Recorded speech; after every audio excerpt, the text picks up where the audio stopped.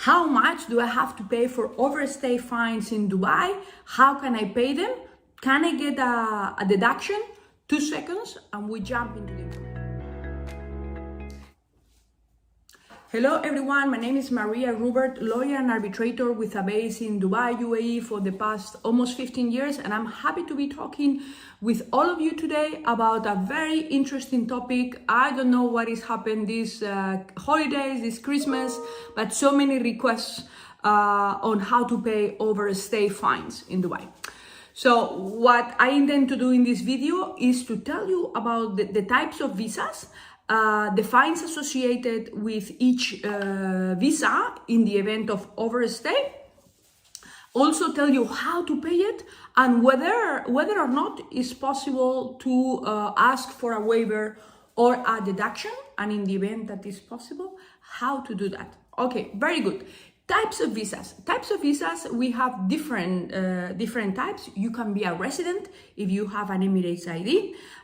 You can be a resident because you work for someone in the UAE, for a company, because you have your own company, because you made an investment, you bought a property, for example, or because you are a remote worker. Imagine you live in Germany, you work for a company in Germany, but you decide to spend your year in the UAE because they allow you to remotely work, to work remotely. You can also have an option to get a visa, in this case for 1 year, yes? Then if you buy a property for over 2 million dirhams, it will give you a 10-year visa, golden visa. If you buy a property over 750,000, it will give you a 2-year visa.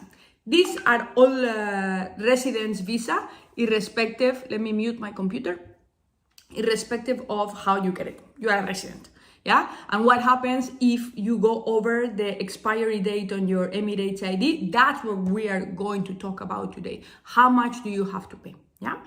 Then you could also be a tourist. There are many types of tourists. They are all tourist visas, but what I imply, or what I mean by different types of visas, tourist visas, is that you could have 30 days on arrival, or you could be asked to request the visa in advance. Also, which is very easy, you fly with Emirates, especially if not, you go with an agency. And also we have 90 days visa on arrival. You don't need to do anything about it. Usually 90 days you have Europeans, 30 days you have Australians, US, UK. We are going to be taking a look at a very interesting site that will let you know. 30 days, I'm looking here at my recently published publication. You have Canada, Japan, China as well, yeah, for 30 days. But if your nationality is not listed in my publication, and even if it is, you want to double check, because immigration changes a lot. It changes every 2-3 months. There is something new usually coming in. I'm gonna take you to a very cool site where you can plug in your nationality. What you will see on the website that you should be seeing shortly, yes, that you will get a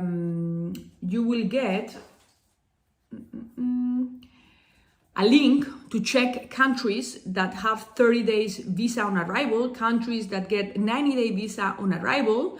Then you have a particularity with Indian citizens, yes? So what you do is that you may want to click on the 90 days or the 30 days. Let's say 30 days, citizens of these countries do not require advanced visa arrangement. So let's see.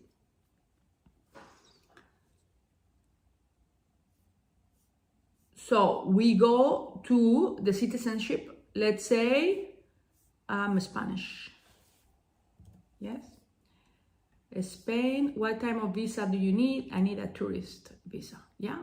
So I click on check visa requirements, and it tells you here, you can get a visa on arrival, valid for 90 days. No visa arrangements are required in advance. The visa on arrival is valid for 90 days from the date of entry. This can be consumed within 180 days from the first entry. So you can get in and out within 180 days and stay 90. This visa is not extendable. Passport should be normal and valid for more than 6 months. This is very important, and it applies to every single visa that you want to get in the UAE. Yeah. Let's try someone else. Let's try Mexico, for example, because Mexico has a special regime. Yes. We click on check. No visa arrangements are required in advance. The visa upon arrival is valid for 180 days. And the visa is extendable.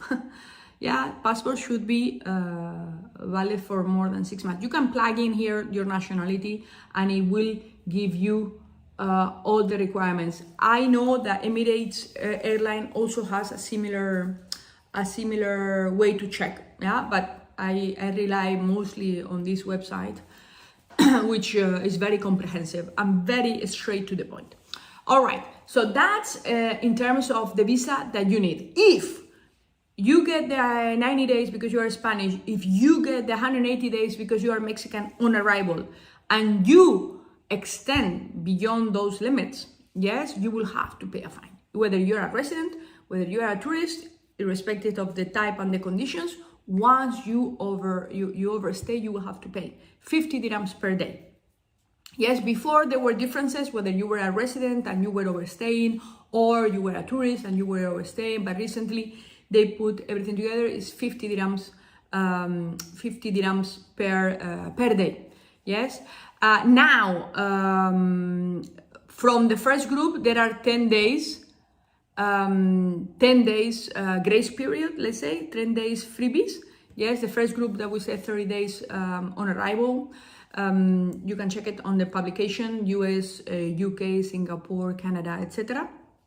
The rest, no grace period. But in any event, because these things, as I'm telling you, do change a lot, I do invite you to check the government of Dubai site to verify how much you owe today. Yes? So to do this, you want to come to this website. Yes, so usually what I do is that I click on passport.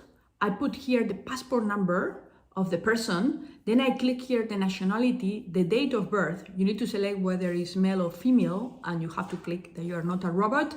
Here you click on submit, and it will tell you, for confidentiality reasons, I'm not gonna plug any real data, but try it if you are in this situation, because it will give you the actual figure that you are due today. Now, if it's a lot, indeed you have the possibility to request a waiver or a deduction. How can you do that? You can actually do that also online. Yes, you can also do that online through this service that I'm showing you on screen. Yes, you will click here, start service, and you do it. Now, I'm telling you, it's a bit more effective when you actually go to immigration.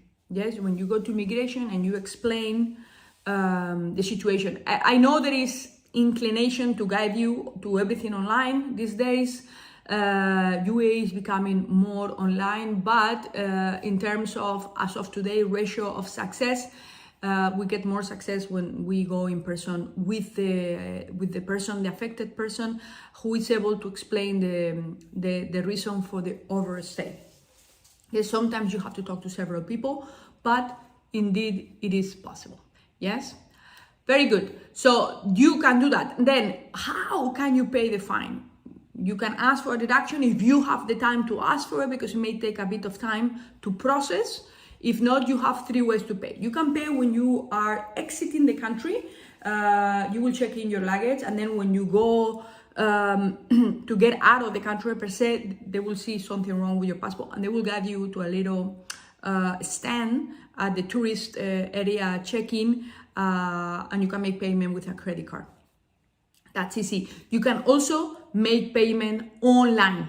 Yes, you can also make payment online. We go over this in my publication that I'm going to be guiding you. It's very simple. I'm opening the site. Bear with me 1 second. this is the site where you want to come and start the service and make payment. So do the payment the day you fly, because otherwise when you go there will be more fines and you will still have to go to that stand that I told you about. And also you can make payment on top of this on typing centers, authorized typing centers and AMER centers. Yes, online or immigration if you want to challenge, if you want to try to ask for an exception, tends to be the best way to go. I hope that this is of assistance to everyone who is directly asking me the few last weeks and those who may be in this situation in the future. I know how difficult it is to be a newcomer to the UAE, especially if you are looking for a job.